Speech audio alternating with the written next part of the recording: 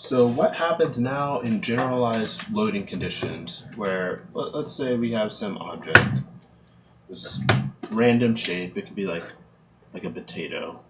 That's what they call it a lot of times. Oh, this. Okay, there we go. So we'll call this just the potato, right? We can have forces in any direction. This thing's in 3D. We could have all kinds of forces, moments being applied. This thing is being destroyed, basically. So how do we represent all the different stresses on this thing when it's in 3D, has all these different things being applied? So first of all, we gotta define how we're going to write things. So let's look at some coordinate axis. X. How do I want to do this? Yeah, X, Y, Z. And instead of having that mess blob thing, we're going to just have a block. Because that'll simplify things for us more. So we have our block. So let's say we have a force P acting on this face. What are we going to call that? So, right, first of all, for this face right here, this is going to be a normal stress, right? So we're going to have sigma as our symbol, and we're going to give it the subscript x because we're going to call this plane, like this YZ plane. We might have usually called it YZ. We're going to call this the x plane because this plane is perpendicular to the x-axis, so we can just call that the x plane. So this force is being applied parallel to the x plane, so we'll give it this subscript x. In the case of normal stresses, also, the force is being applied in the x direction. So sometimes you'll see double x. That's kind of redundant for normal stress, so we'll just call that sigma x. We can also do this in any other direction. So we could have it in the y direction. That's going to be sigma y. We're on the y plane and the y direction. We can apply a force on the z plane in the z direction as well. So you see, when we have normal stresses, we're applying a force in the same when we have a normal force, our planes and directions line up, and that should make sense. Now let's do this again, but now we're going to be looking at shear stresses. So let's think about how we're going to model those. Just draw our block. Right? X, Y, Z. So let's say I'm applying a force on this plane, but it's going to go straight up.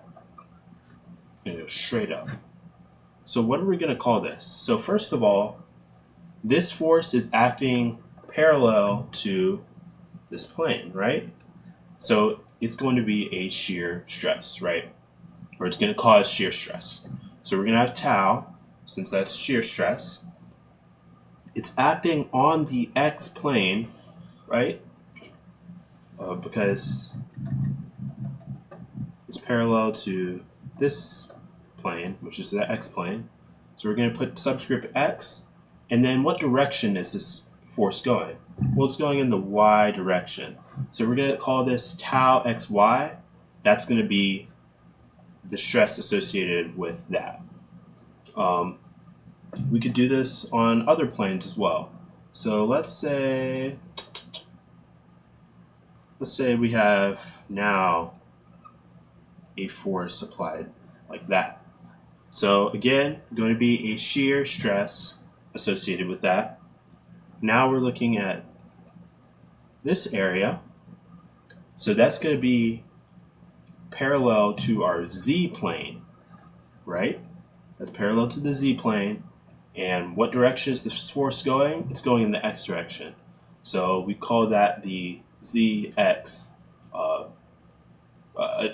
We call this tau zx as our shear stress in that example. So I went ahead, made the block, and then put every kind of stress that we can have on this block. So we have normal stress X, normal stress Y, normal stress Z. Then we have all our shear stresses. And we see that there's a lot because you can, on one surface, there's two ways to be parallel to it. Well, there's like infinite amount, but two, like, you can break every single thing into either being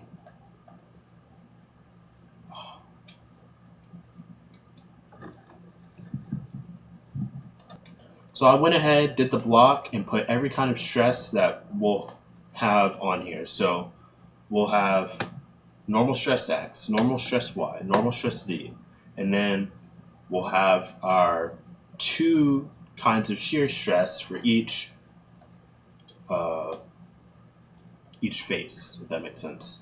So tau xy, tau xz, tau yz, tau yx, tau zy, tau zx. And those are all the stresses that we can have on this block. Y'all might be thinking, oh, but what about the underside? Well, those are just like the negative versions of these. And you'll notice that the shear stresses are drawn in particular directions. These are the positive directions for each of them. If you want me to go into why that's the case, let me know in the comments. I'll make a video as to why, but those are just the positive sign conventions. But we see with these shear stresses that a lot of they seem to be redundant in some ways, kind of. Like, these are pointing in the same direction, these two pointing in the same direction, these two pointing in the same direction. And what happens is when we do the force equilibrium, of course, we cannot sum stresses. We can't sum stresses to do force equilibrium. You have to sum the forces. But when we do this, some of these shear stresses actually cancel. So what we end up with is we have 6 stresses generally. So we have our normal stresses, and then we got tau xy, we got tau xz, and we got tau yz. And those are going to be all of them that we'll have in general loading situations. So if this video was helpful for you, please let me know in the comments. Also, if you have any questions, because this I know is a more confusing concept, but just let me know in the comments. I appreciate y'all all subscribing, and I'll catch you on the next one.